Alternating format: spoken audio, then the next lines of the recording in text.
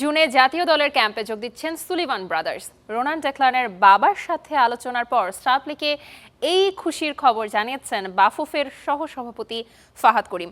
তবে national team নাকি অনূর্ধ্ব 23 কোন দলে থাকবেন টুইন ব্রাদার্স তা খোলাসা করেননি মিস্টার ফাহাদ। এদিকে ফারহান আলী ওয়াহিদের সাথে এখনো কোনো যোগাযোগ করছে না বাফুফে, তাও জানিয়েছেন ফাহাদ করিম। প্রশ্ন, ফারহান আলী ওয়াহিদের সঙ্গে কবে যোগাযোগ করবে বাফুফে, কিংবা বিএফএল এর সম্প্রচার কবে উন্নত হবে? ঠিক একই সঙ্গে রোনান সুলিভান, ডেকলান সুলিভানকে কোন টুর্নামেন্টের জন্য ডাকা হবে, এসব বিষয়ে আলাপ করব বাফুফের সহসভাপতি ফাহাদ করিমের সঙ্গে। ফারহান আলী ওয়াহিদের সঙ্গে এখন পর্যন্ত কি ফেডারেশন থেকে কোনো প্রকার যোগাযোগ করা হয়েছে? মানে আমি যতদূর জানি করা হয়নি। গত বছর জানুয়ারিতে আমরা তার সাথে যোগাযোগ করি, তার প্যারেন্টসের সাথে, অর্থাৎ জানুয়ারি 2025-এ। এটা তো জানুয়ারি 2026, 1 বছর আগে আমরা তার সাথে যোগাযোগ করি। তখন ওনার বাবা স্পষ্ট বলেছে, at the moment they are focusing on making him play for the premier league, ওটাই আমাদের focus, and England team. So you will have to wait. Okay দেখতে হবে যে প্রথমত ইনশাল্লাহ আমি খুবই আশা করছি যে খুব সুন তাকে আমরা প্রিমিয়ার লিগে দেখবো। রোনান ডেকলানকে কি সাফের জন্য মানে চিন্তা করা হচ্ছে কিনা? অনূর্ধ্ব 20, হ্যাঁ, সাফ 20-তে ওদের সাথে যোগাযোগ হয়েছে আমার, spoken to him.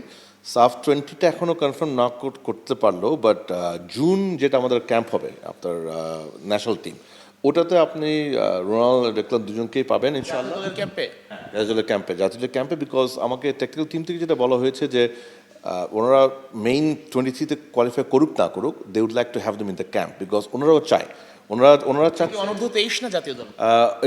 I don't know, but technical team আমাকে যেটা বললো যে ওরা জুন উইন্ডোতে একটা ক্যাম্প করবে, জুন একটা উইন্ডো আছে, ওই সময় তো আপনার পুরো ফিফা ওয়ার্ল্ড কাপ নিয়ে ব্যস্ত, সো এটা একটু কোয়াইট ক্যাম্প হয় সবার জন্য। সো ওই সময়টাতে ওনারা চান। এবছর আপনারা ওকে রেড গ্রিন জার্সি দেখবেন দুই ভাইকে ইনশাল্লাহ, এটা কোনো সন্দেহ নাই। বিএফএল যে সম্প্রচার নিয়ে অনেক বেশি সমালোচনা হয়েছিল, এবং সমালোচনা হওয়াটা আসলে যৌক্তিক কারণ ছিল। আপনার কাছে কি মানে আপনারা কি পরিকল্পনা করছেন এবার? কি মানে সেকেন্ড টায়ার থেকে কি আমরা দেখতে পাবো কিনা, মানে কোয়ালিটিটা ইমপ্রুভ হবে কিনা? আমরা কিন্তু এবার একটা কোম্পানিকে, মানে কোম্পানি না, ওরা they are the leading sports production যাকে বলবো বাংলাদেশের ক্ষেত্রে, তাদের কিন্তু আমরা কন্ট্রাক্ট দিয়েছি যে আপনারা আমাদের খেলাগুলো দেখাবেন, মিনিমাম 4 ক্যামেরা প্রোডাকশন করবেন, এবং ওরা কিন্তু শুরু করেছিল। বাট তারপরে ওনারাই আমাদেরকে দুটো ইস্যু রেইজ করে। একটা ইস্যু হচ্ছে স্টেডিয়ামগুলি তখন ইনফ্রাস্ট্রাকচার ভালো না, সো ওনারা রাইজার চেয়েছিল ক্যামেরাগুলি বসাবার জন্য, ভালো ভিউ আসার জন্য। কারণ আপনি দেখেন জাতীয় স্টেডিয়াম কিংবা কমলাপুর কিংবা এরেনায় কিন্তু স্ট্রাকচারটা খুব ভালো। সো ঢাকার বাইরে যে স্টেডিয়ামগুলো আছে ওখানে তো ওই জিনিসগুলি নেই, অত বাজেট হয় না যে আমরা একদম টপ কোয়ালিটি করতে পারি। একদম মিনিমাম যেটা, সেটা তো অ্যাটলিস্ট দিতে হবে আমাদেরকে। সো ডেফিনেটলি সেকেন্ড লেগ থেকে আপনি দেখবেন ইনশাল্লাহ ভালো, বেটার হবে প্রোডাকশন, কোনো সন্দেহ নেই।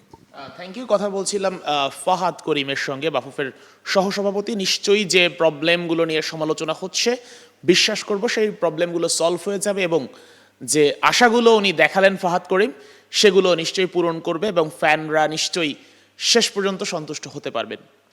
Sheikh Ashiq, star news, Dhaka.